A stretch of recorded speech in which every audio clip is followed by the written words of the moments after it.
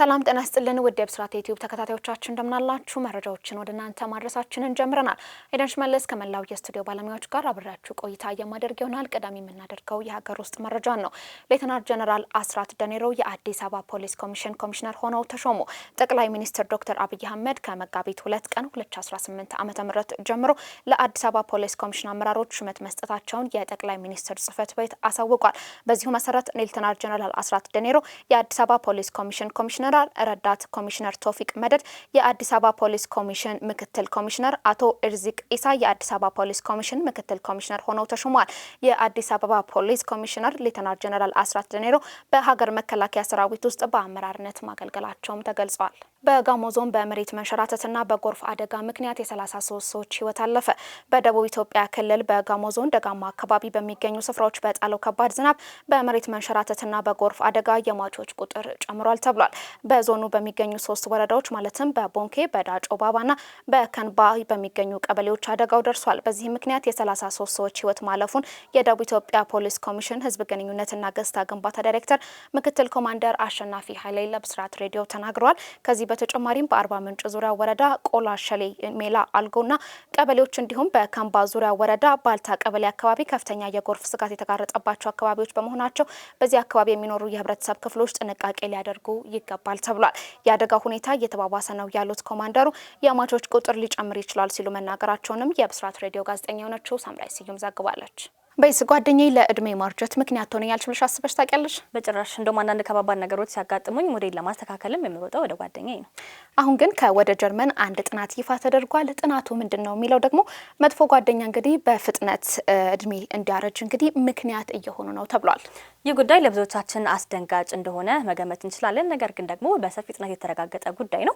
ከአመጋገብ፣ የአካል ብቃት እንቅስቃሴ በርካታ ምክንያቶች በሰውነት እድሜ ላይ ተጽዕኖ ሊያሳድሩ እንደሚችሉ እናውቃለን። ነገር ግን አንድ አዲስ ዘገባ ይዘው በወጣው መረጃ መሰረት በአስቸጋሪ ሰዎች የማያቋርጥ ውጥረት የተነሳ ባዮሎጂካሊ እርጅናን እንደሚያፋጥነው ተመላክቷል።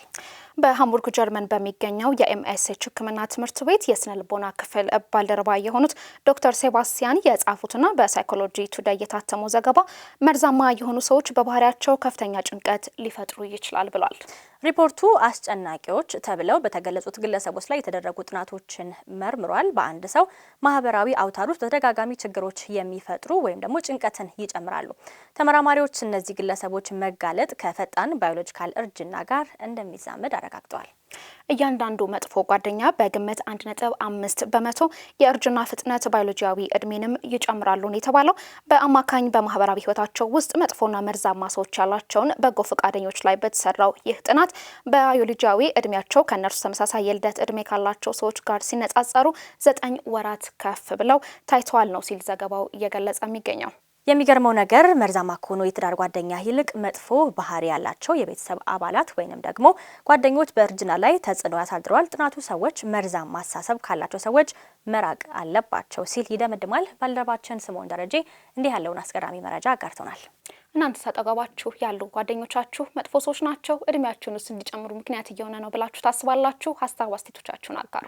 የመካከለኛው ምስራቅ ፍጥጫ አሁንም እንደቀጠለ ይገኛል። እስራኤልና ኢራን አሁንም ጦርነታቸው አላለቀም። እንዲሁም ደግሞ የአሜሪካ ጣልቃ ገብነት በርካቶችን እያነጋገረ ይገኛል። በ24 ሰዓት ውስጥ ምን አዲስ አሁን እናስደምጣችኋለን። እስራኤል በሊባኖስ ላይ ባደረሰችው ጥቃት የሟቾች ቁጥር 570 ሲደርስ ቢያንስ 760 ሺህ ሰዎችም ከመኖሪያ ቀያቸው ተፈናቅለዋል። ኢራን የዩናይትድ ስቴትስና የእስራኤል ወታደሮች በሀገሪቱ ውስጥ ወደ 10 ሺህ የሚጠጉ የሲቪል ስፍራዎችን በቦምብ የደበደቡ ሲሆን ጦርነቱ ከተጀመረበት ጊዜ አንስቶ ባለፉት 12 ቀናት ከ1300 በላይ ንጹሃን ዜጎች መግደሉንም ተናግራለች። የሳውዲ አረቢያ ጸጥታ ኃይሎች ዛሬ ረቡዕ ማለዳ ላይ በኢራን የተወነጨፉ 5 ተጨማሪ ሰው አልባ አውሮፕላኖችን ከአልካርጃ ግዛት መጥለፋቸውን አስታውቀዋል። የኩዌት ብሔራዊ ጥበቃ 8 ሰው አልባ አውሮፕላኖችን አሊያም ድሮኖችን መጥለፉን አስታውቋል። ደህንነት ለማጠናከር አስፈላጊ ቦታዎችን ለመጠበቅ እናም ሊከሰቱ የሚችሉ አደጋዎችን ለመጋፈጥም እየተካሄደ ያለው ጥረት አካል ነው ሲልም አክሏል። ሩሲያ በኢራን ኤስፋሃን የሚገኘውን ቆንጽላ ጽሕፈት ቤቷን መጎዳቱን የሩሲያ የውጭ ጉዳይ ሚኒስትር ቃል አቀባይ ማሪያ ዛካሮቫ ተናግረዋል። እስራኤል በሊባኖስ ጀዋያ ከተማ በፈጸመችው ጥቃት የከተማዋን ከንቲባ ፋውዚንና የምክር ቤት አባል አባስ መግደሏን የሊባኖስ ብሔራዊ የዜና አገልግሎትም እየዘገበ ይገኛል።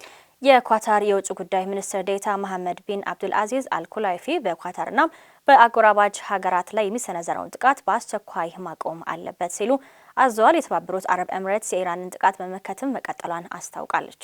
የኢራን መንግስት ከ2 ቀናት በፊት እስራኤል በቤይሩት ላይ በፈጸመችው ጥቃት 4 ዲፕሎማቶቹን መገደላቸውንም አስታውቋል። የኢራቅ ታጣቂ ቡድን ባለፉት 12 ቀናት በአሜሪካ ወታደራዊ ስፍራ ላይ 31 ጥቃቶችን መፈጸሙን ያስታወቀ ሲሆን በዚህም በአሜሪካ ወታደሮች ላይ ሞትና ጉዳትም ተመዝግቧል።